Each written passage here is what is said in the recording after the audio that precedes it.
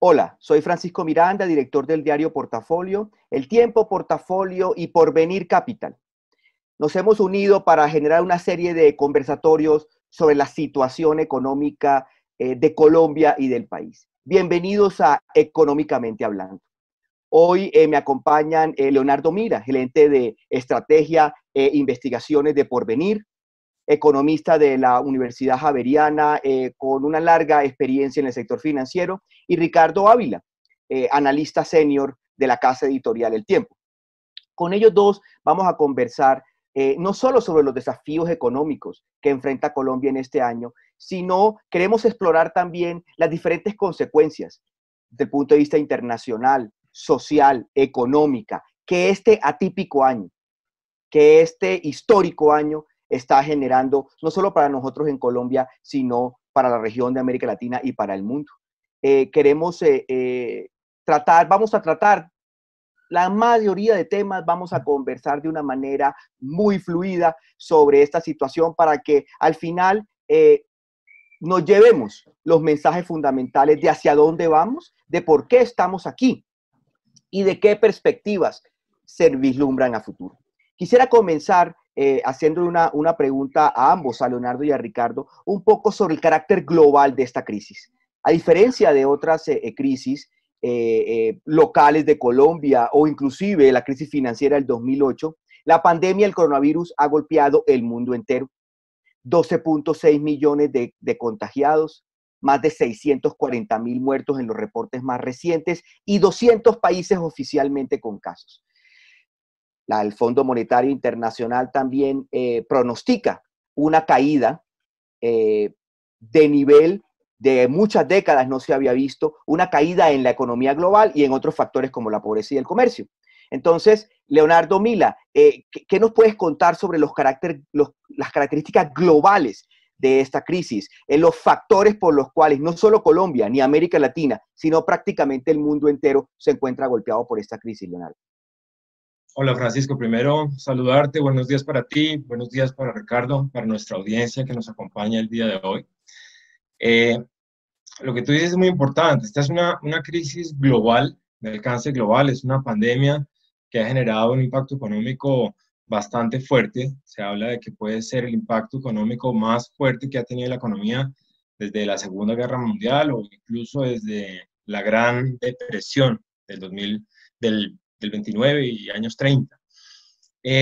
Lo primero es decir, pues que esto es una crisis económica global que surge como consecuencia de la pandemia del COVID-19 y como consecuencia de los cierres de las economías que han implementado los gobiernos para tratar de contener esos contagios, pues de una enfermedad que es o era desconocida y con una tasa de mortalidad que si bien no es muy alta, pues preocupó a la sociedad desde que arrancó.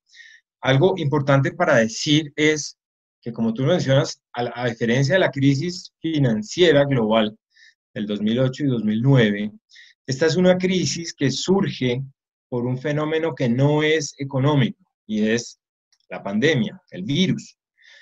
Eh, Aquí el mundo no se encontraba en una situación de desbalances macroeconómicos estructurales, no habían problemas de sobreapalancamiento ni de hogares ni de empresas, al menos de forma visible.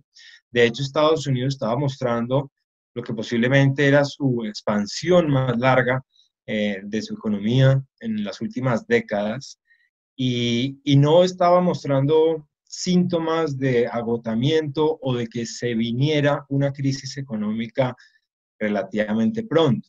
Adicionalmente, pues estábamos en una economía global donde no había presiones inflacionarias y los bancos centrales y los gobiernos podían continuar con sus estímulos económicos. De hecho, algunos han empezado a retirarlos gradualmente, pero no había una preocupación de que se pudiese generar una hiperinflación que llevara nuevamente a los bancos centrales a subir sus tasas y a generar una desaceleración muy fuerte en las economías.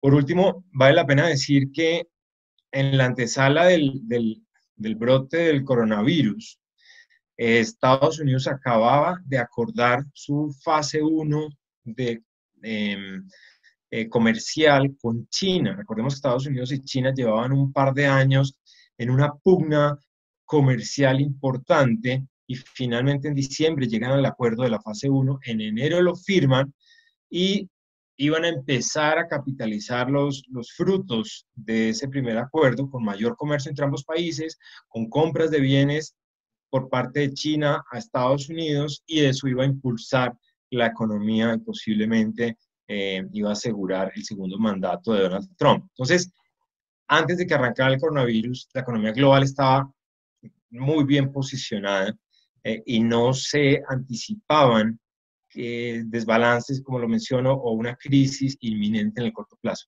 Llega el coronavirus, hace que todos los gobiernos implementen política de aislamiento, de cierre de sus economías, cierran las empresas, las industrias, las fábricas, hay desempleo, disminuye el consumo y entramos en lo que es posiblemente la peor crisis económica de las últimas décadas. Ese es el antecedente a tu pregunta. Lo otro para decir es que asimismo, como esta crisis no se debió a un desbalance estructural de la economía, se espera, y se ha visto en algunas de las variables económicas que ya empiezan a rebotar, se espera que la recuperación sea relativamente rápida. Es decir, ya hemos visto indicadores de actividad económica, industrial, de servicios en diferentes países, en China, en la región de Europa, en el mismo Estados Unidos, donde ya hemos visto unos rebotes muy importantes en las tasas de crecimiento, llegando a niveles previos a los que veíamos antes del coronavirus.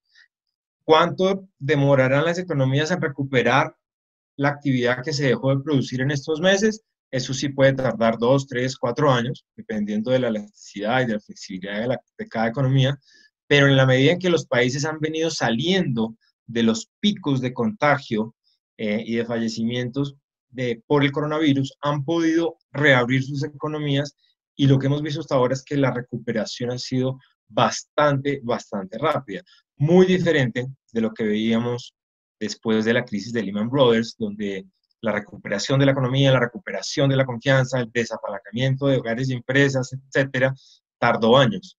Tuvimos un proceso de recuperación bastante lento, más rápido para Estados Unidos que para otras regiones, pero igual fue una crisis mucho más estructurada desde nuestro punto de vista. Gracias, Leonardo. Ricardo, un poco en la misma línea. ¿Qué similitudes, qué procesos, qué fenómenos, qué golpes similares vivimos aquí en nuestros hogares colombianos, que puede ser parecido al que puede vivir en medio de esta crisis del coronavirus un hogar estadounidense, un hogar europeo, un hogar asiático? Bueno, muchas gracias, Francisco, y buenos días. Buenos días a Leonardo y a todas las personas que nos siguen a través de estos medios virtuales. No, lo que estamos viendo en Colombia indudablemente es, en términos generales, pues una gran similitud con lo que se ha observado en el resto del mundo. Efectivamente, esta política inicial de adoptar cuarentenas estrictas con el fin de volver realidad aquella expresión coloquial que ya todos conocemos de aplanar la curva, pues fue aplicada en Colombia con consecuencias bastante serias sobre el devenir económico del país. Aunque no tenemos pues las cifras más recientes, y la verdad es que el dato de crecimiento de la economía colombiana durante el segundo trimestre solo lo conoceremos en unos días, pues desde ya es bastante evidente que, como bien lo dijo Portafolio, vamos para la peor contracción trimestral, pues desde cuando tenemos estadísticas con ese corte. En ese sentido, pues indudablemente esto se ha traducido en un aumento sustancial de la desocupación. Los datos más recientes muestran más de 4,5 millones de personas que pasaron o que engrosaron ya sea la categoría de inactivos o de desempleados, que al mismo tiempo hemos observado pues la tasa de desempleo más alta desde cuando tenemos estadísticas, cercana al 25% en el caso de las 13 ciudades más grandes de Colombia. Y adicionalmente, con posibles efectos sociales pues que amenazan ser muy serios, un aumento sobre todo en las tasas de pobreza, Hay diferentes estimativos y por supuesto todo depende de cómo evolucione esta situación. ¿Y por qué me refiero a la evolución de la situación? Porque Colombia ya es uno de los países en los cuales las restricciones relativamente severas son más notorias, son más extensas en el contexto mundial. Recordemos pues que aquí las limitaciones a la movilidad y al desarrollo de las diferentes actividades comenzaron en la tercera semana de marzo, de tal manera que ya hemos completado 4 meses, si bien es cierto pues que se han venido relajando algunas de esas medidas, pero lo que hemos observado en días más recientes efectivamente es que en la medida en que aparecen focos que demandan atención de las autoridades, pues se llega a las cuarentenas de tipo parcial o zonal, que sin duda alguna, a pesar de toda la racionalidad desde el punto de vista sanitario que tienen, pues afectan este proceso de recuperación económica. Ese comportamiento disímil de la pandemia en el país, en lo que se nota es que en algunos lugares en donde se presentaron los primeros incendios, si se puede utilizar la expresión, pues el fuego ya comienza a extinguirse. Me refiero a casos que generaron una inmensa preocupación como el de Leticia o el de Tumaco, o incluso el de Cartagena y Barranquilla. Y más recientemente, pues lo que estamos observando, como bien lo sabemos todos, es un crecimiento sustancial de casos en Bogotá y particularmente en Antioquia, mientras que en lo que atañe al Valle, pues no hemos superado pues la parte más difícil. De tal manera que es un país con resultados muy diferentes en materia de la evolución de la pandemia. En lo que sí se asemeja mucho es que lamentablemente, a pesar de las grandes disparidades entre regiones, en general las actividades económicas siguen bastante restringidas, incluso en aquellos municipios en donde no hay casos de COVID, la vida diaria sigue muy limitado. Hay ejemplos numerosos de poblaciones en las cuales se siguen poniendo el toque de queda de manera seguida desde el comienzo de este problema, con lo cual pues se limitan pues el desarrollo de las diferentes actividades, a pesar de que en esas poblaciones no haya casos registrados o activos de COVID en este momento, de tal manera que eso hace que la recuperación económica nuestra pues tienda a ser un poco menos fuerte, ya lo comprobarán las cifras, pero menos decidida de lo que se ha visto en otros países, particularmente de Europa y Estados Unidos, aunque también, si alguna lección estamos viendo de esas latitudes, es que vuelven y afloran de vez en cuando en ciertos lugares los contagios y como consecuencia de eso las autoridades se ven obligadas a tomar otra vez medidas restrictivas.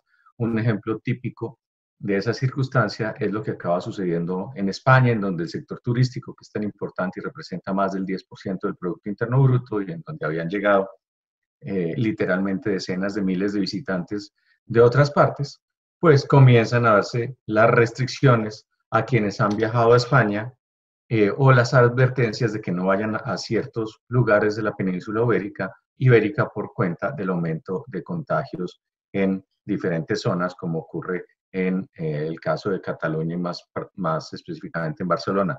Todo esto nos pone en el contexto que efectivamente esta crisis, a pesar de la evolución, no es una crisis que se vaya a comportar de manera lineal. ¿Por qué? Porque finalmente esta nació como una crisis originada en un problema de salud, y solo hasta que el tema de la salud y las incógnitas se solucionen, pues podremos decir que la hemos superado.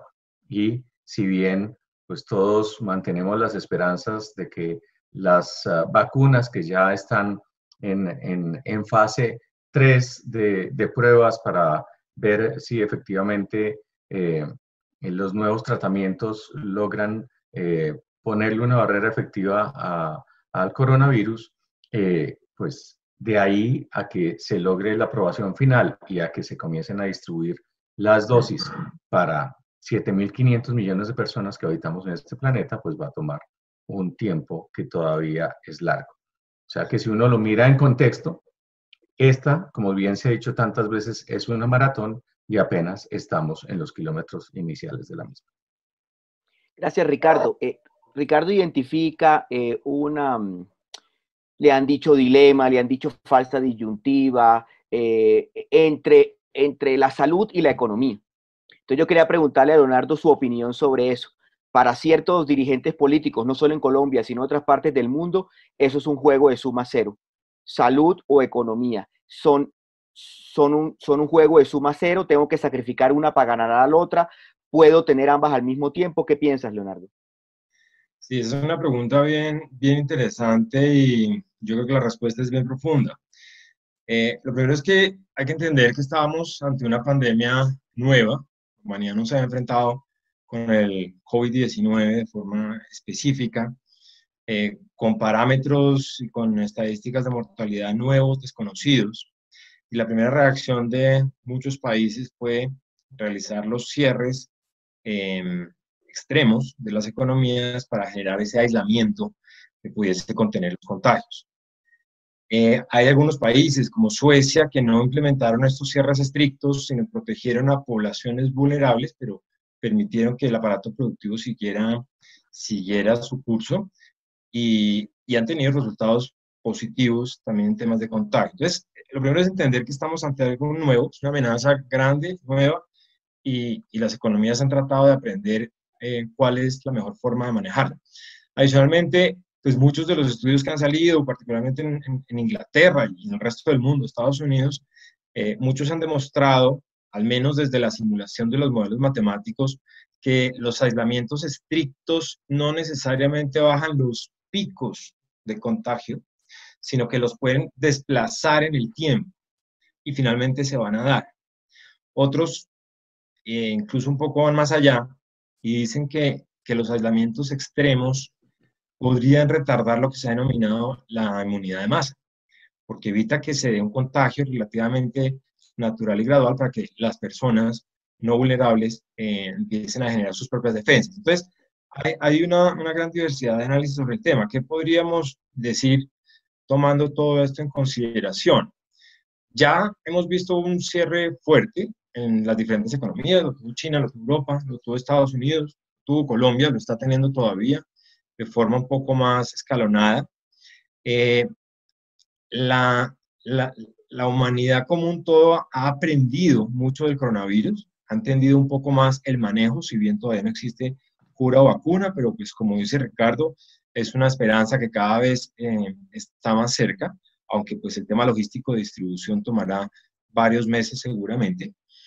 Entonces, como ya se dio ese cierre inicial y se evidenció que el costo económico es tan fuerte, en este momento pensar en un segundo cierre estricto de las economías para contener o para dilatar los contagios y los picos de las curvas, esos cierres estrictos ya empiezan a verse demasiado costosos. Entonces, el costo que tendría que asumir un gobierno, y lo ha dicho el mismo asesor de economía de Donald Trump en Estados Unidos, Larry Kudlow, no están considerando para nada un cierre total de la economía, sino más bien atender casos puntuales, porque el cierre económico sería catastrófico, tendría impacto catastrófico adicional al que ya ha tenido el mundo en los últimos meses. Como lo hemos mencionado acá, pues ha sido posiblemente el más fuerte de los últimos siglos. Entonces, el camino a seguir no parece que sea el cierre estricto de las economías, sino más un tipo de apertura acordeón, cierres y aperturas, cierres y reaperturas, cierres graduales, cierres escalonados, y en cualquier caso proteger a la población vulnerable. Sobre eso ha habido un acuerdo importante, mayores de 60, 70 años que tienen un mayor riesgo de mortalidad. Esa población definitivamente hay que protegerla, pero ya ese dilema de economía versus salud, yo pensaría que empieza a desdibujarse pues, con los estudios que dicen que eso no es concluyente y con el costo tan exagerado que tendría desde el punto de vista económico nuevos cierres, sin tener en consideraciones los costos de salud y de bienestar sobre la misma población, de un nuevo cierre o un cuarentenamiento totalmente estricto que, pues, según muchos médicos, genera otro tipo de problemas psicológicos, psiquiátricos, físicos, pérdida de defensas, etc. Entonces el dilema creo que se ha ido diluyendo.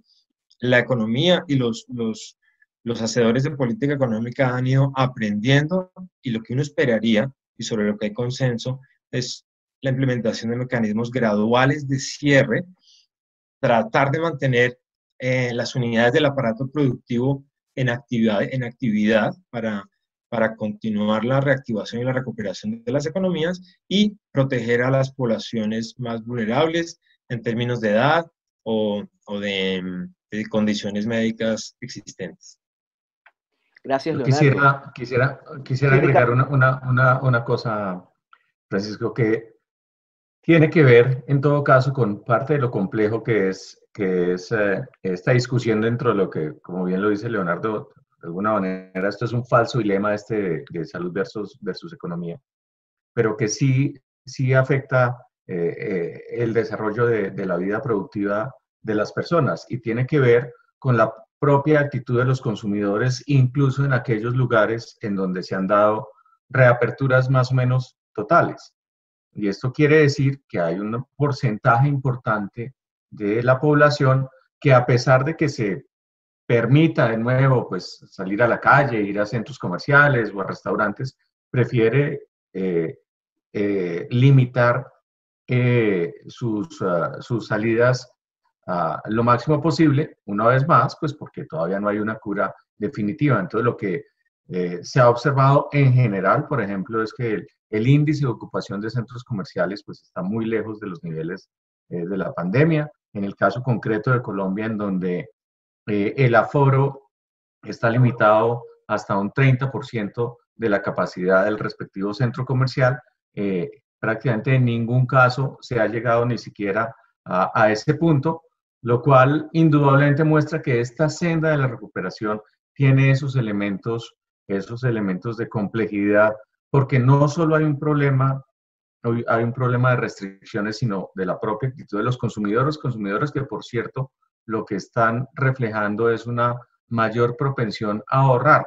¿Por qué? Porque en medio de la incertidumbre, incluso aquellos que tienen empleo, que no ven amenazada su calidad de vida, pues toman una actitud de mucha mayor cautela, y eso indudablemente tiene impactos sobre el comportamiento de la demanda agregada. Precisamente, Ricardo, eso quería preguntarte cuando terminara Leonardo, y es, tenemos dos fenómenos. El primero es una cuarentena muy, muy estricta que se da durante el mes de abril, con los resultados económicos que ustedes dos han mencionado, con un cierre muy estricto y obviamente un desplome, según el índice de seguimiento de la economía del DANE, de menos 20.4%, un registro, digamos, el más bajo y el más deprimido de toda la historia de esa serie, de ese indicador, que nos ayuda un poco a medir mensualmente el ritmo de la actividad productiva de Colombia. Luego, a final de abril, el gobierno nacional toma la decisión de generar un proceso de apertura gradual con unos ciertos sectores, con ciertos pesos y características económicas y cumpliendo protocolos sanitarios. Es lo que hemos vivido como colombianos. Y al mismo tiempo, el segundo fenómeno, que es el que describiste en tu primera respuesta, y es una pandemia regionalizada, donde en algunas ciudades se vive con una intensidad de salud y de restricciones diferente al de otras ciudades. Desde Amazonas hasta Barranquilla, desde Cartagena hasta Cali. Si unimos esos dos, vemos entonces que los colombianos estamos viviendo diferentes tipos de pandemia, tanto de salud como a nivel de economía. ¿Cuál es tu lectura? Y luego también es la misma pregunta para Leonardo. ¿Cuál es la lectura de ustedes de ese proceso gradual de reapertura? ¿Qué piensan de esa velocidad, de esas medidas que se tomaron? Y cuáles son los retos, incluido es el temor a salir, los cambios de hábitos de los consumidores, pero qué otros desafíos puede enfrentar la economía en una situación así, con una pandemia descentralizada, regionalizada, y con una apertura que se encuentra en decretos, pero que la realidad económica en algunos sectores no va de la mano de los decretos? No, en primer lugar, yo creo que cuando uno mira hacia atrás, hay más o menos consenso en el sentido de que nosotros comenzamos con las restricciones un poco temprano. Claro, hay una explicación puntual y es muy fácil aplicar eso que se llama ser técnico del lunes por la mañana, eh, eh, eh, pero la verdad es que hay que situarse con la poca información que existía en esos primeros días de marzo, y esa poca información lo que mostraban pues se basaba en una serie de modelos construidos sobre todo con información proveniente de China, y efectivamente el panorama que pintaban era catastrófico, y eso de alguna manera llevó a que se tomaran esas restricciones tan extremas que como una vez más se ha dicho, probablemente lograron un efecto demasiado temprano en el sentido de restringir la economía, y al mismo tiempo generan en la población un cansancio. Esto es como una especie de cuenta de ahorros, el tema de tolerancia a las restricciones, pues que se va agotando con el paso del tiempo. De tal manera que cuando nos llegó el pico en algunos lugares, pues ya la capacidad de aguante de las personas desde el punto de vista emocional, pero también desde el punto de vista económico, pues se había restringido mucho. Entonces, indudablemente, pues al mismo tiempo se trató de hacer este tema de liberación por sectores.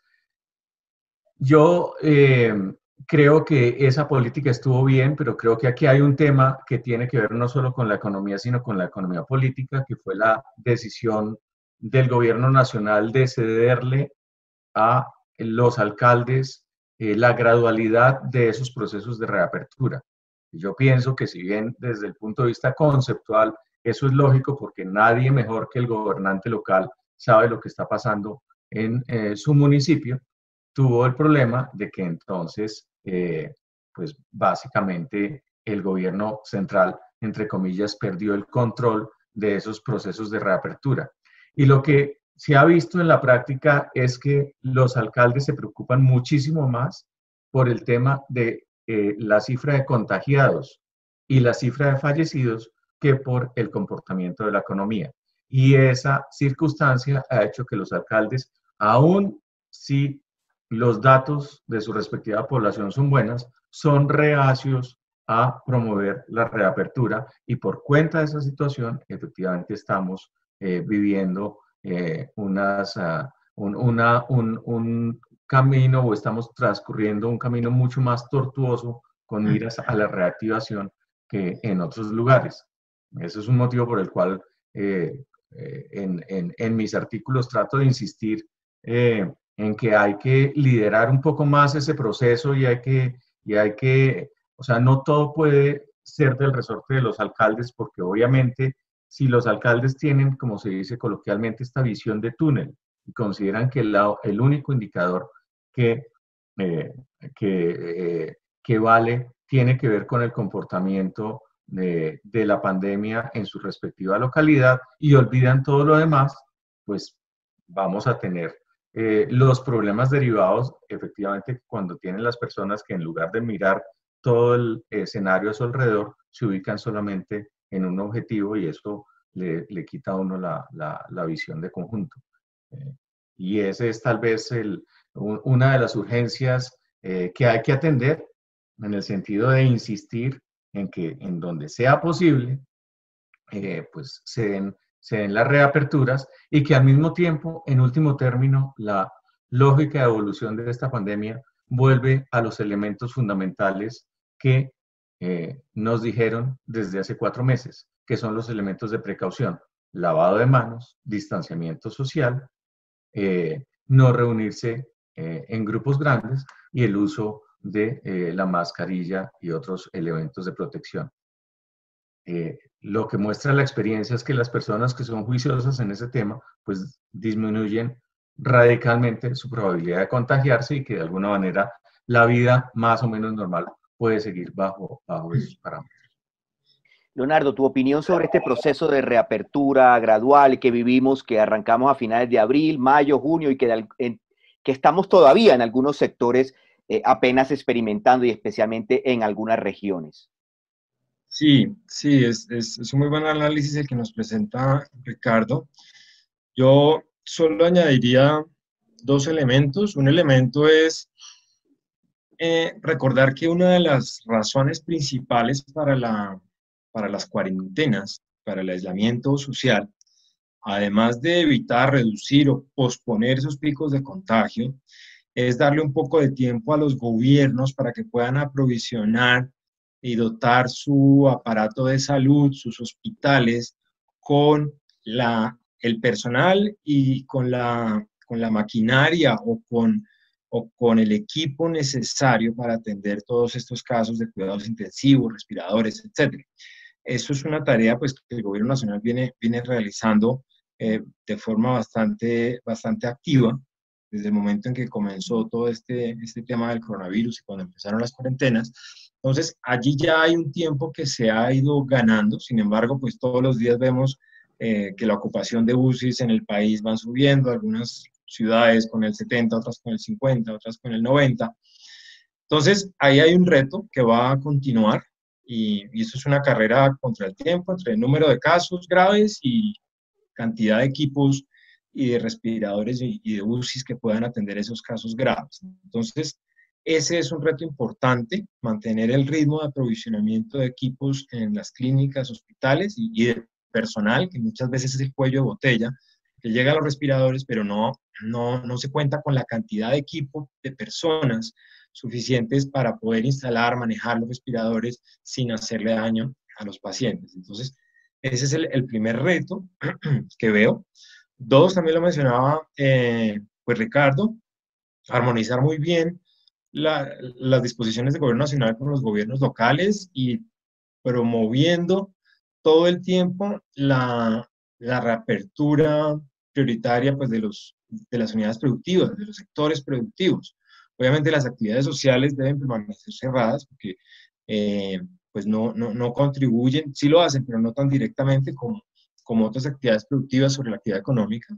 Entonces, eso va a ser un reto bastante grande para el gobierno nacional con los gobiernos locales. Afortunadamente, pareciera que los gobiernos locales empiezan a entender este juego de equipo. Esto no es un juego individual, sino es un juego de equipo y empezamos a ver ciertos acuerdos entre Duque y alcaldes locales. Lo último que yo plantearía sobre los retos que vienen para Colombia, pues es un poco los retos que ya hemos visto en el frente económico, fiscal, cambiario, etcétera. Pues Colombia ya ha implementado un estímulo fiscal importante, seguramente ya ha invertido más de un 5% del PIB y llegaremos a 10% del PIB para atender emergencia, aumentos en gastos de funcionamiento para administrar la distribución de todas las ayudas, etcétera. Este 10% al que podamos llegar, digamos que no se compara todavía o no excede indicadores que vemos en otros países. Estados Unidos ya ha gastado cerca del 12.5% de su PIB en estímulos fiscales para contener esta crisis. Y esta mañana el Partido Republicano acaba de proponer un nuevo paquete de estímulo de $1 trillón que es cerca del 5% adicional. Entonces Estados Unidos terminará con un 18% de estímulos en la economía. Europa la semana pasada aprobó un paquete de 850 millones de dólares en estímulos también, llegando ya a un 10% de estímulo como porcentaje de su economía. Entonces, el reto fiscal es un reto no solo para Colombia, sino para todos los países, empezando por los desarrollados. Colombia en particular, pues acaba de poner en pausa su regla fiscal, que era uno de sus activos institucionales y económicos más importantes, por razones entendibles y lógicas, que es todo este tema de atender la crisis. Las calificadoras económicas o las calificadoras de riesgo crediticio, Standard & Poor's, Fitch, Moody's, han opinado sobre este tema y le han dado un compás de espera a Colombia, entienden la situación, entienden que es normal que se desactive por ahora o se ponga en pausa una regla fiscal que nos apretaba el cinturón para controlar el gasto público, pero pues entienden que es un momento donde hay que gastar para evitar una crisis social más profunda. Entonces, de la mano con todo este proceso de reapertura y de armonización de gobiernos locales con el gobierno nacional, pues viene un reto fiscal bien importante que seguramente este año pues no va a poder ser atajado o revertido pues por la situación actual, pero el próximo año ya empezaremos a ver discusiones sobre reforma tributaria, sobre apretón fiscal o por lo menos austeridad. El gobierno mismo ya está planteando una austeridad en sus propias cuentas y en sus propios gastos de funcionamiento.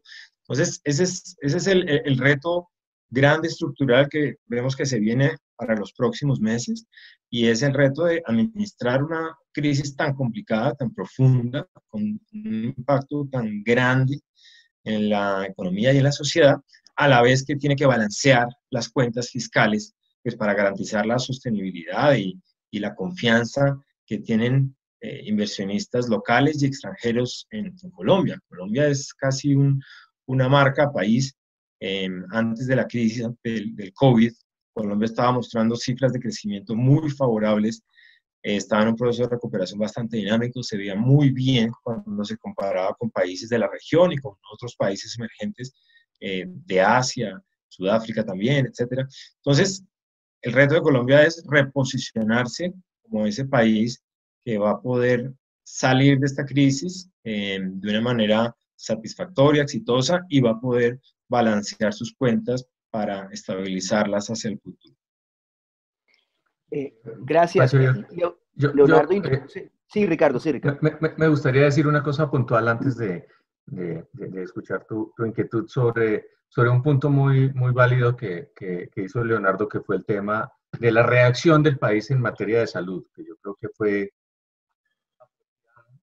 en el cual Colombia mostró que tiene un sistema mucho más fuerte que el de la inmensa mayoría de sus vecinos regionales, no solo porque esto nos encontró con una cantidad de camas hospitalarias, en particular de unidades de cuidados intensivos, muy superior al promedio latinoamericano, sino que adicionalmente logramos expandir esa capacidad, y más allá de las angustias que se han vivido a nivel local, la verdad es que en ninguno de los casos se ha visto unos niveles de que la capacidad se haya sobrepasado, como ocurrió en el norte de Italia, para no hablar pues de ejemplos dramáticos como el de Guayaquil hace unos meses.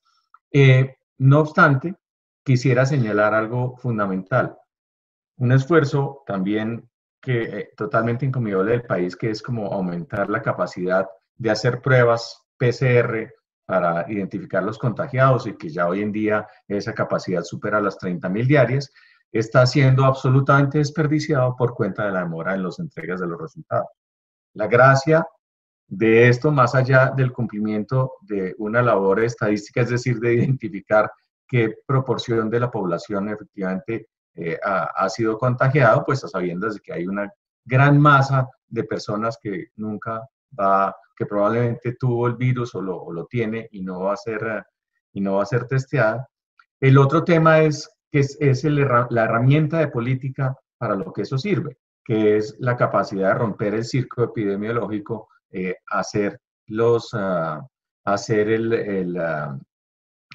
romper las cadenas de contagio mediante el aislamiento de familias y personas cercanas a las que un contagiado haya visto supuestamente antes de las 72 horas que efectivamente sintió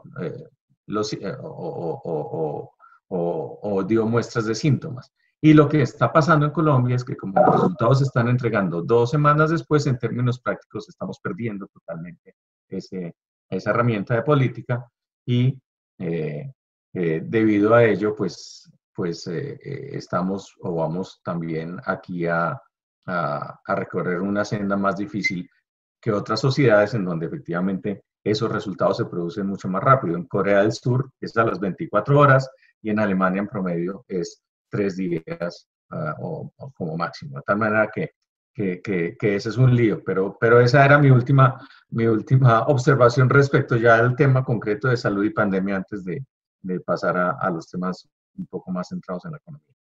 Perdóname que te interrumpí.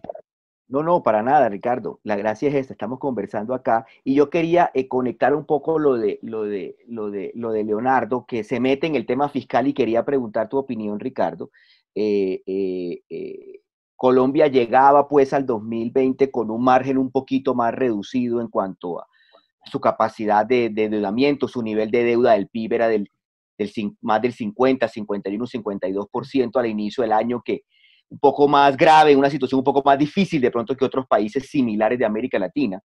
Y además, pues con unas decisiones tributarias un poco más movidas a promover a las empresas y su actividad. Y luego llega la pandemia y entonces nos enfrentamos a esta situación fiscal que describía Leonardo. Cuál es tu posición frente a estos retos fiscales que estaríamos enfrentando como país, ya que eso afecta también la capacidad que tenemos de poder financiar no solo el pilar de salud del que veníamos hablando, sino también los paquetes de ayudas a hogares, a personas más vulnerables y a empresas, que es un tema que quisiera que discutiéramos un poquito más adelante. Pero ¿cuál es tu lectura frente al tema fiscal? ¿Cómo lo ves y sobre todo qué retos hacia futuro percibes? No, a mí me parece que en esto está comprobado que cada país hace lo que puede. Y lo que puede Colombia es mucho menos de lo que puede hacer, pues, lo que pueden hacer las economías desarrolladas, caso concreto de Estados Unidos y Alemania, o lo que pueden hacer en la región Perú y Chile, más allá de la discusión sobre si estos dos últimos ejemplos lo están haciendo bien o no. En ese sentido, pues esta circunstancia nos encontró pues con niveles de endeudamiento superior a la de algunos de nuestros pares en la región y por esa razón nuestra capacidad de respuesta fue limitada. Cuando yo miro los números que saca el gobierno, la verdad encuentro bastante contabilidad creativa. ¿Sí? Entonces, el gobierno sale y dice que aquí la respuesta a la pandemia vale 110 billones de pesos y la verdad es que uno mira las cifras y mira el marco fiscal de mediano plazo y la verdad es que vale, o sea, la respuesta de este año son 27 billones. ¿Sí? Lo que pasa es que el gobierno junta peras y manzanas y entonces en la cuenta de los 110 billones mete cuánto valdría que las garantías que está dando el Fondo Nacional de Garantías se hicieran efectivas o cuánto valen los estímulos de liquidez que está haciendo el Banco de la República, que me parece que es estirar la cuerda un poquito sobre el verdadero esfuerzo. Aquí estamos haciendo un esfuerzo de unos 27 billones de pesos que se ha dividido sobre todo en tres campos específicos, uno para la salud, que se lleva la mayor parte de esos recursos, el otro es para las ayudas sociales, dentro de los cuales aparte de lo que se hace a través de Familias en Acción o de Adulto Mayor, pues lo más importante es lo de el ingreso solidario, los 160.000 pesos mensuales que se le están distribuyendo a 3 millones de familias, programa que se amplió inicialmente hasta diciembre de este año y que ya se anunció también irá hasta finales del primer semestre del próximo año. Mi previsión es que ese programa va a ser de carácter más o menos permanente. Eso es algo que podemos hablar un poco más adelante sobre cómo todas estas ayudas efectivamente están variando las cosas de manera fundamental. Y el otro tema, o el otro gran capítulo, son los apoyos relacionados con el tema de empresariales. Cierto que el Fondo Nacional de Garantías, pues, se le hizo una capitalización importante para que respaldara créditos que, por cierto, se han utilizado en una proporción mucho menor de lo que se esperaba. ¿Por qué? Porque finalmente, si bien el respaldo es del 90%, pues se le está pidiendo igual a las entidades financieras que hagan la debida diligencia para ver si una persona o una empresa es sujeto de crédito, y lo que ha pasado es que efectivamente, pues dadas las circunstancias, pues la línea de corte, pues en la práctica, pues está dejando que a una gran cantidad de solicitantes, pues se les diga que no. Y por el otro lado, pues están apoyos como el del programa de apoyo al empleo formal, que también es positivo, pero que de alguna manera llegó un poco tarde y que también probablemente pues se quedó corto en el sentido de ayudar a las plenas necesidades de las empresas. Entonces, eso es un poco el balance de estas circunstancias y la verdad es que no tenemos más espacio. ¿Por qué? Porque las circunstancias fiscales del país son complicadas, pues recordemos un déficit superior al 8% del Producto Interno Bruto este año, planeado para el próximo año una reducción sustancial de ese déficit en algo más de 3 puntos porcentuales, y eso de por sí ya es un esfuerzo descomunal, hecho con supuestos que también son discutibles, unos supuestos de crecimiento, supuestos de privatizaciones y supuestos incluso de que los costos asociados a esta pandemia pues no van a impactar de manera significativa el presupuesto. Por lo tanto, a mí, a pesar de que hoy en las circunstancias actuales hay mucha mayor tolerancia a tener déficits más altos, en 2020 me preocupa particularmente la sostenibilidad fiscal en 2021, y todos sabemos adicionalmente que incluso el marco fiscal de mediano plazo plantea que para que en el 2022 las cifras cuadren sería necesaria una reforma tributaria que genere recaudos cercanos a los 20 billones de pesos anuales de hoy, y las circunstancias políticas no van a ser ni mucho menos las más fáciles en ese momento. De tal manera que en ese sentido me inquieta sobre todo el mediano plazo, lo que puede venir y las consecuencias que podemos pagar los ciudadanos si el gobierno no hace la tarea fiscal de manera juiciosa, porque obviamente que el país pierda el grado de inversión en sus títulos de deuda, pues indudablemente derivará en un costo mayor del endeudamiento, algo que también se transmitirá a los usuarios del crédito. Hay elementos o hay señales que hacen flash en el tablero de control de la economía, que me parece que su intensidad, más allá de estas circunstancias extraordinarias, pues ha venido subiendo en las últimas semanas por cuenta de esas perspectivas que, una vez más, para el 2021 y más allá, a mí me parecen inquietantes. Gracias, Ricardo. Ricardo trae a colación una de las reformas que se le ha pedido al gobierno que desarrolle en los próximos meses, o que hay una discusión en el mundo económico sobre su necesidad, que es la reforma tributaria, ya cuantificada más o menos entre poco más de 2 puntos porcentuales del PIB, que es el tamaño de ese hueco fiscal que estaríamos enfrentando en el año 2022. Y hay otras como la reforma laboral, por ejemplo, que ha quedado evidenciada ante las dificultades de empleo que estamos enfrentando, que ya veníamos enfrentando y que fueron recrudecidas y exacerbadas por la pandemia del coronavirus. Está la reforma también pensional. Leonardo, ¿cuál es tu visión sobre la necesidad o la urgencia de esas reformas y la decisión que el gobierno ha tomado de pronto de no desarrollarlas, al menos en los próximos 6 meses u 8 meses vía Congreso, sino dejar ese tema un poquito congelado, seguramente para retomarlo en el 2021? ¿Cuál es tu lectura de esa necesidad de reformas y cuáles serían las que deberíamos estar asumiendo o discutiendo en estos momentos? Sí, de las tres que tú planteas, de la tributaria, pensional y laboral, claramente, y como lo mencionaba Ricardo hace un momento, pues la tributaria es una necesidad, no solo porque se van a necesitar los recursos de manera eminente, sino porque ya quedó escrito en el marco fiscal de mediano plazo. Es decir, no solamente debe haber una reforma tributaria que empiece a implementarse o a operar efectivamente desde el 1 de enero del 2022, sino que esa reforma tiene que tener la capacidad de recaudar un monto que nos mencionaba Ricardo, cerca de 21 billones de pesos. Eso es 2% del PIB.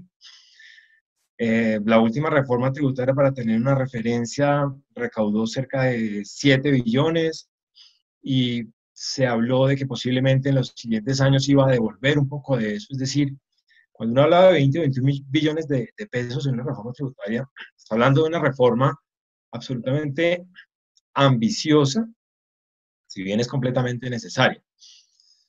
Ya volvemos sobre esta reforma tributaria, solo para mencionar el tema de reforma pensional y reforma laboral. Es posible que las tres reformas estén conectadas a través del tema tributario, sobre todo la laboral.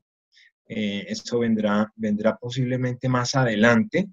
Y el tema laboral es más complejo de que genere impactos, o más difícil de que logre generar unos impactos o unos réditos en el corto plazo.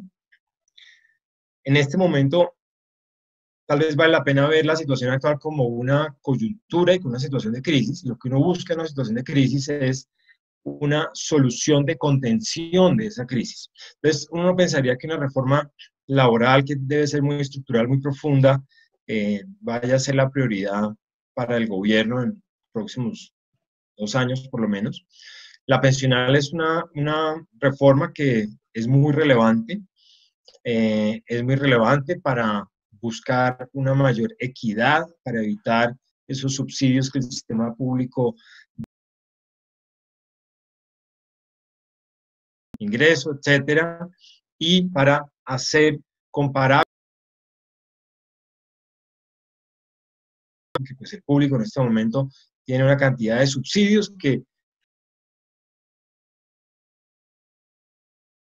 es importante, posiblemente estarán, según tiene que avanzar, es la reforma tributaria.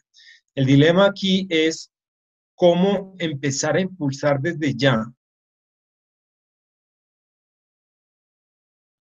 en un contexto en que hogares y empresas están en el peor momento económico de los últimos 80 o 100 años. Ese es un dilema complicadísimo y esa es la cuadratura del círculo que el gobierno tendrá que manejar. Posiblemente la reforma tributaria deberá estar muy madura a mediados del próximo año o antes, para lograr pasar todas las etapas de aprobaciones en el Congreso, etcétera, y probablemente debería estar enfocada en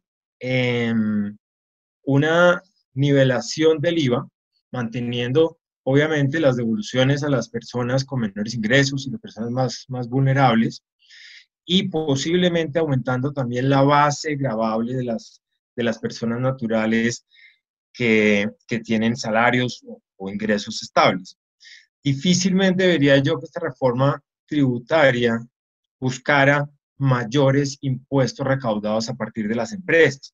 Colombia es un país que, comparado con otros países del mundo, se ve como que su estatuto tributario está muy cargado sobre las empresas, y eso en el largo plazo pues quita competitividad, quita la inversión o disminuye la inversión extranjera que quisiera entrar a Colombia para montar empresa, y que a la larga genera crecimiento, empleo y riqueza para todos los hogares. Entonces, difícilmente pensaría uno que esa reforma tratara de recaudar sobre empresas. Entonces, posiblemente se mueva hacia IVA y hacia ampliación de base eh, para personas naturales. Entonces, allí podría buscarse un recaudo importante. Nuevamente, los 21 billones de los que ha hablado el gobierno, pues lucen muy altos. Vamos a ver qué cosas de contabilidad creativa aparecen en esa reforma y en esa discusión, porque además del reto financiero que hay para el recaudo de esa reforma, está el reto político y de economía política, y es en esta situación de crisis económica y social, pues las sensibilidades políticas se exacerban. Entonces, posiblemente las discusiones van a ser un poco más complejas de lo que ya eran antes. Eso va a ser un reto adicional para este gobierno. Ricardo, en abril, con el país completamente, digamos, paralizado un buen porcentaje del aparato productivo económico, se perdieron se destruyeron 5 millones de empleos, y un poquito menos de colombianos se fueron a una situación obviamente de inactividad, distorsionando un poco la foto de ese mercado laboral. Llegamos a mayo, hay un poquito de reactivación y la destrucción se reduce, por decirlo de alguna manera, a 4.9. De todas maneras, sigue siendo un número muy grave, que choca, digamos, el tejido de la sociedad colombiana y la capacidad de generar ingresos de muchos hogares. Luego tenemos esta lista de la OCDE, donde Colombia, en esos 36 países, con sus niveles de 21% de desempleo, supera en 50% a España, un país tradicionalmente con problemas de estructura laboral, con 14 puntos. Empleo, ¿qué hacer? Tenemos que resignarnos a una situación de tener una pandemia sumada a una crisis de empleo. Ya veníamos antes con un empleo, digamos, deteriorado, 12% de la tasa en marzo cuando comienza la pandemia. ¿Cuál es tu lectura frente a estos retos de empleo y qué debería estar haciendo pues, el gobierno y las empresas para tratar de mitigar esta situación? Bueno, gracias, Francisco. Una nota metodológica. La verdad es que las estadísticas de empleo hoy en día hay que tomarlas todas con un grano de sal porque responden a modelos distintos de atacar el problema dependiendo del país. En el caso concreto de Europa, las ayudas se han centrado en proteger a las empresas, así la gente está en su casa cruzada de brazos. En ese sentido, las cifras en desempleo no se han visto de manera clara. En lo que atañe a Estados Unidos, a uno le parece increíble porque más de 40 millones de estadounidenses han pedido solicitudes de desempleo, pero eso no se ve en las cifras de desempleo. ¿Por qué? Porque para estar en esas cifras hay que estar buscando activamente un trabajo y eso tiene que ver con la gira de ayudas por parte del gobierno norteamericano, pues a millones de personas que están recibiendo, incluso en algunos casos en sus casas, más dinero del que recibían antes cuando estaban laborando. En el caso concreto de Colombia, pues digamos que la estadística podría ser peor si efectivamente buena parte de la gente que perdió su ocupación estuviera realmente activamente buscando un nuevo trabajo. Eso tiene que ver también con las limitaciones a la movilidad o probablemente con el hecho de que pues, más gente de alguna manera está en la informalidad. La única solución que tiene este problema de fondo, más allá de las ayudas puntuales y el hecho de que haya una red de protección social básica a través de estos apoyos estatales que mencioné, como los programas de transferencias condicionadas ya existentes o el tema del ingreso solidario, la verdad es que la única salida es que la economía pueda volver a operar. Y en ese sentido, no olvidemos que hay al menos 3 sectores importantes que siguen con las manos atadas. Me refiero a todo todo lo atinente a transporte, a todo lo atinente a turismo y servicios de restaurantes y a todo lo atinente a educación. O sea, en la medida en que no haya una reactivación de esos sectores, pues indudablemente que nuestras cifras de empleo van a seguir afectadas de manera considerable. Claro, no puede entrar en esa discusión interminable sobre si debería haber la reapertura de los colegios o no, sobre si el modelo presencial, virtual o semipresencial. Todo este tema forma parte indudablemente de una discusión absolutamente válida, pero el punto es que mientras sigamos con las restricciones actuales, esperar una mejoría sustancial en términos de empleo, pues no va a suceder.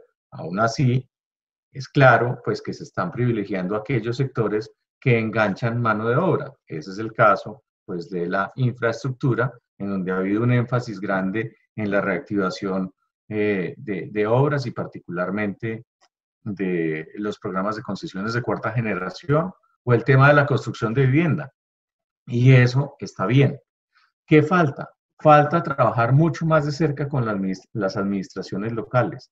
Claro, parte de los temas que los alcaldes van a acabar descubriendo y que algunos ya están descubriendo es que este tema de limitación a las economías locales les va a afectar su base tributaria.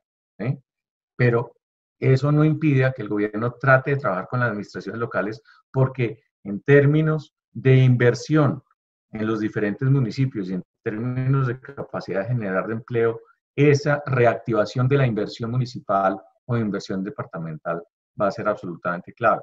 A mí, dentro de los programas que el gobierno anunció recientemente, me parece muy procedente el tema de la reactivación de rehabilitación de vías terciarias. Eso está bien, pero creo que falta por hacer mucho más.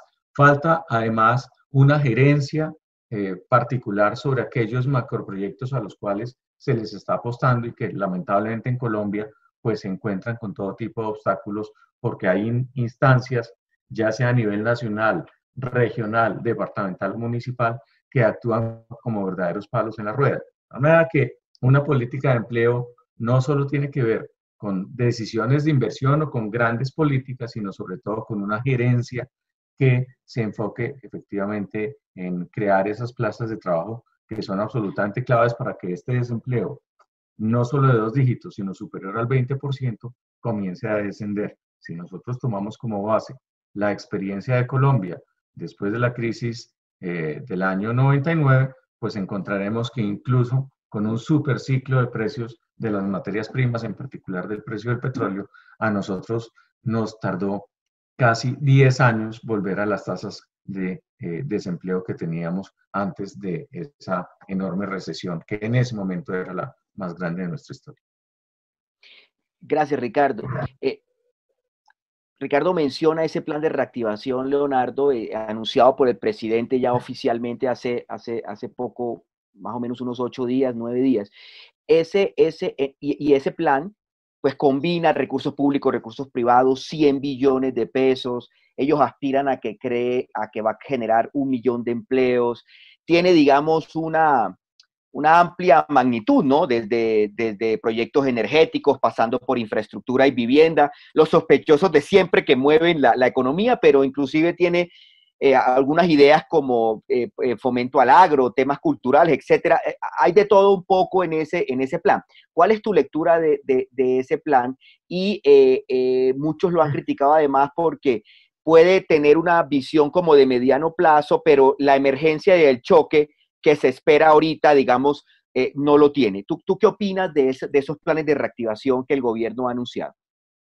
El gobierno pareciera estar tratando de mezclar el plan de contingencia de la coyuntura con una reforma de mediano y largo plazo. Trata de hacer las dos cosas al tiempo. Posiblemente va a lograr algunos objetivos positivos. Tal vez en lo que se pueda quedar corto es en la creación inmediata de puestos de trabajo. Eso puede tomar un poco más de tiempo que el que se requiere, pero pues no por eso es un mal plan. De hecho, es un plan que está muy bien orientado. El sector infraestructura es clave en este momento porque integra 3 elementos fundamentales que deben atacarse en una crisis como ahora. Primero, canaliza gasto fiscal del gobierno que termina demandando insumos a las empresas y contratando mano de obra, es decir, mantiene algo de actividad económica en medio de la crisis. 2, genera o profundiza los planes de desarrollo de infraestructura en Colombia, que terminan teniendo implicaciones de mediano y largo plazo.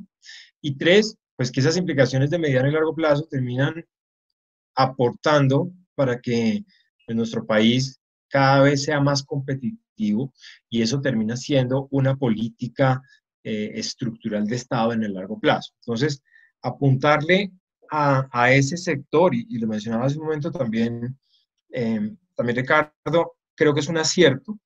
Creo que es una buena manera de mezclar lo coyuntural con lo estructural, porque se agiliza ese tipo de proyectos, de asociaciones público-privadas, de atracción de capital para financiar nuevos proyectos y concesiones, pues lo que está haciendo es largo plazo, mayor competitividad, pero relativamente rápido logra reactivar la economía. En cualquier caso, eso debería ser complementado con cosas que ya ha venido haciendo, y es gasto fiscal directo, estímulo a empresas, proteger aparato productivo. Hay que entender que estamos en una situación de emergencia, una situación de crisis.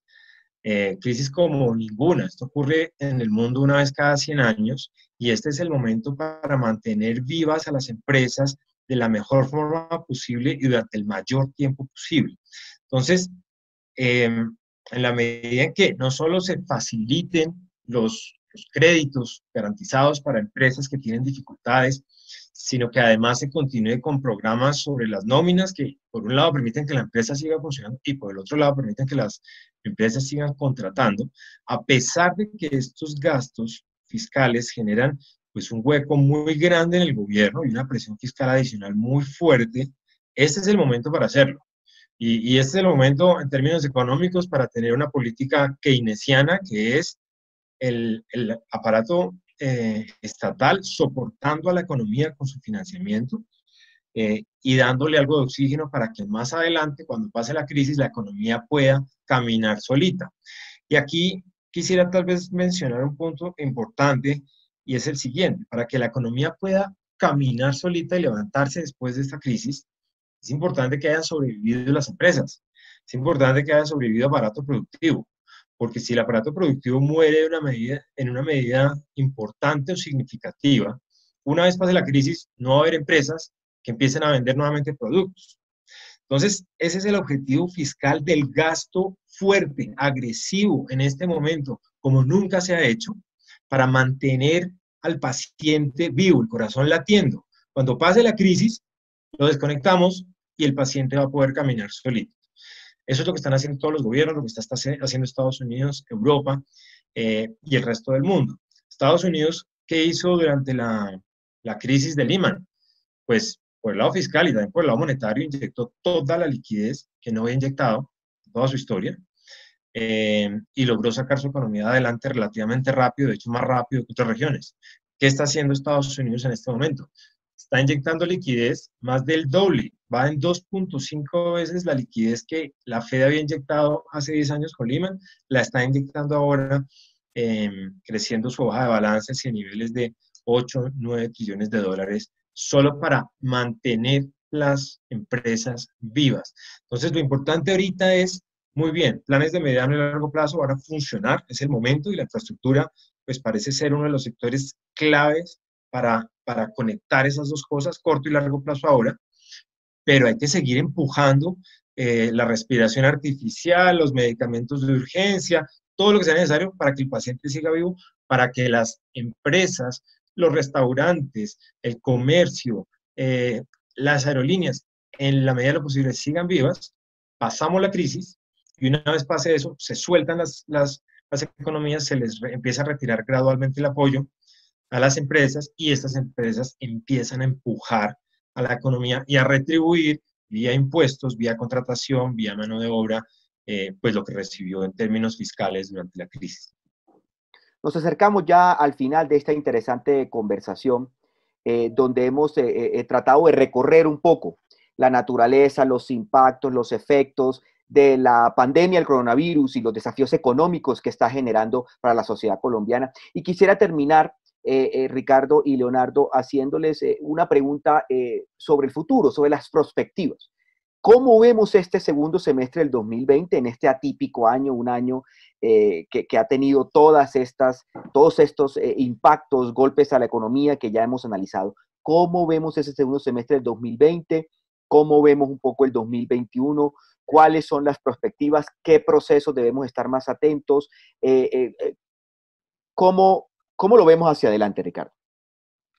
Gracias, Francisco. No, yo quisiera simplemente decir que indudablemente pues estamos atravesando una época compleja, pero la tendencia debería ser hacia la mejoría.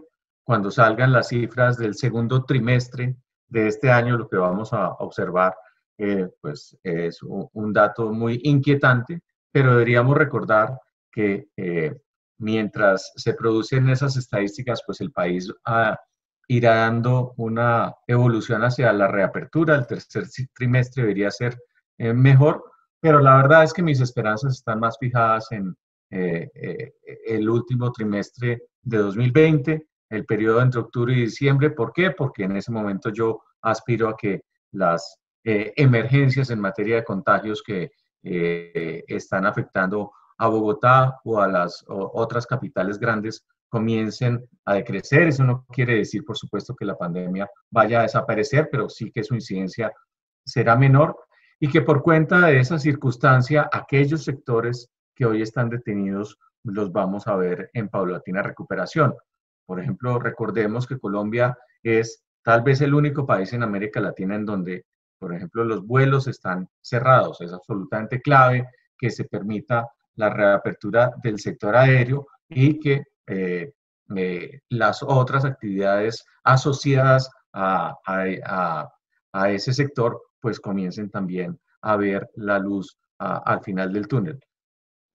Hacia el año 2021, yo también espero que veamos una recuperación, no es más, a sabiendas de que la preocupación con respecto al comportamiento de la pandemia seguirá, pues porque es previsible que solo bien entrado el próximo calendario, pues podremos tener acceso en el país a la vacuna en forma masiva.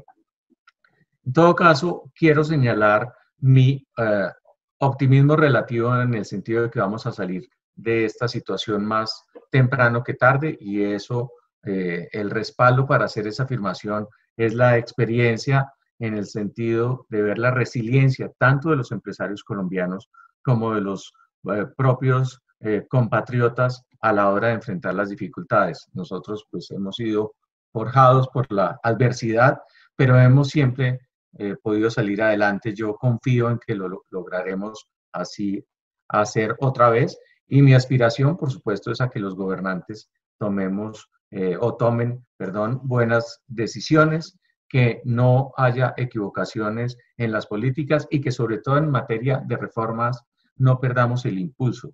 Hay que seguir con esa labor. Y un tema adicional que me parece clave, yo quisiera destacar cuando miro el manejo de esta crisis, el papel que ha jugado el Banco de la República a la hora de darle liquidez al mercado y de permitir que los flujos de circulantes sigan operando en el país, que haya una reducción paulatina de tasas de interés. ¿Y por qué eso es importante? Entre otras razones, porque parte de lo que es clave en esta circunstancia es evitar que un problema enorme que comenzó en el campo de la salud, que tiene implicaciones económicas y sociales, también se extienda al sector financiero. Tengo la confianza de que sabremos actuar a tiempo para tomar los correctivos y evitar que eso suceda.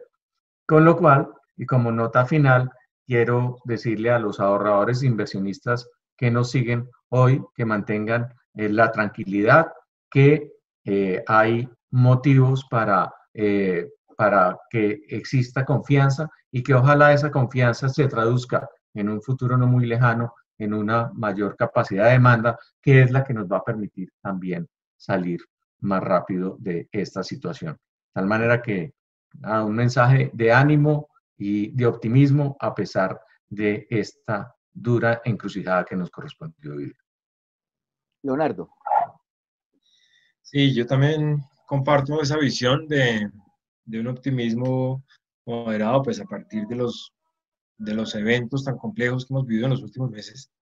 Desde el punto de vista económico, tanto para Colombia como para el mundo, se ve una recuperación desde el segundo semestre de este año. Posiblemente ya en abril y mayo tuvimos los peores meses de actividad en Colombia. En algunos países del mundo ese peor momento fue en febrero o en marzo. Lo que viene de aquí en adelante es recuperación, reaperturas graduales. Hay que tener presente que el origen de esto es la pandemia provocada por el coronavirus y en esa medida hay que observar muy de cerca cómo evolucione el tema del coronavirus, las curvas de contagio, etcétera, pero de acuerdo con la información que tenemos y con la evolución que hemos visto en otros países, lo que se espera, como lo mencionaba Ricardo, es que posiblemente lleguemos a picos muy pronto, no solo en Colombia, sino en toda Latinoamérica, para luego empezar un descenso y una estabilización, y eso daría más confianza a los gobiernos para consolidar todos los procesos de reapertura económica, contracción económica. El Fondo Monetario habla de que la economía global puede contraerse alrededor del 5% este año, Colombia el 5,5%, 6% posiblemente, pero el próximo año, 2021, el Fondo Monetario ya habla de un rebote de la economía con un crecimiento del 5,4% y Colombia posiblemente podría llegar a crecimientos hasta el 4%. Entonces, el año que viene esperamos que sea bien diferente este año. Se van a capitalizar pues todos los estímulos de soporte que los gobiernos dieron a sus empresas, incluidas el de Colombia, para promover pues la supervivencia de esas empresas y que el aparato productivo pueda resurgir después de que pasemos los momentos más complejos del coronavirus. Entonces, lo que vendrá el próximo año, además del rebote económico, pues serán los retos de lo que ya hemos hablado. Vendrán seguramente cambios en lo fiscal, reformas tributarias, los bancos centrales, el de Colombia entre ellos, que ha tenido un papel muy activo y muy profesional para dar soporte a la economía, entrarán también en procesos de normalización, aunque muy graduales. Es decir, todos los bancos han bajado sus tasas de interés, tasas de intermediación financiera a niveles mínimos históricos. Nuestro Banco Central en este momento tiene una tasa repo del 2,5%, que es la referencia para los préstamos interbancarios. Posiblemente este viernes baje otra vez 25 puntos básicos, posiblemente el año cerremos alrededor del 2% de tasas del Banco de la República y permaneceremos allí un tiempo, pero gradualmente se empezarán a considerar procesos muy lentos de normalización. Entonces, lo que vendrá de aquí en adelante es el reto del gobierno de cómo capitalizar mejor esa recuperación económica, continuar atendiendo a la población más vulnerable, porque además de las variables económicas y los desbalances financieros que se han creado con esta crisis, hay que tener en cuenta que el gobierno tiene una responsabilidad muy grande con toda la población y con el bienestar social, particularmente las poblaciones más vulnerables, menos ingresos, etcétera, que han sufrido más, la población informal, vendedores ambulantes, que han sufrido más de frente el impacto de todo este choque del coronavirus. Entonces ahí vamos a tener un reto importante en lo social, pero uno pensaría que el año 2021 va a ser un año de reconstrucción, de recuperación, y ya ahí podremos pensar en otras reformas más estructurales. Gracias, Leonardo. Los desafíos económicos del 2020, nuestro tema de hoy, algunos de estos quedan ya claros tras esta conversación. Seguir esta senda de la reactivación, proteger a las empresas, superar los impactos epidemiológicos de esta pandemia, apoyar las poblaciones más vulnerables. Desafortunadamente hemos llegado al fin de Económicamente Hablando. El Tiempo, Portafolio y Porvenir Capital han querido traerles a ustedes a Leonardo Mila, gerente de estrategia e inversiones de investigaciones de Porvenir, Ricardo Ávila, analista senior de la Casa Editorial del Tiempo, soy Francisco Miranda, director de Portafolio, y hemos conversado hoy sobre esta crisis que se viene, y quisiera despedirme con el tono de optimismo de nuestros invitados. Ese optimismo de decir, tenemos la resiliencia, tenemos un plan y tenemos el camino para que lo que queda del 2020, especialmente en su último trimestre, y el 2021, tengamos las herramientas y podamos hablar de una salida de la crisis. Muchas gracias, Leonardo, muchas gracias, Ricardo, muchas gracias a toda la audiencia de Económicamente Hablando. Estén atentos para futuras convocatorias, continuaremos conversando en este año El Tiempo, Portafolio y Porvenir Capital. Muchas gracias.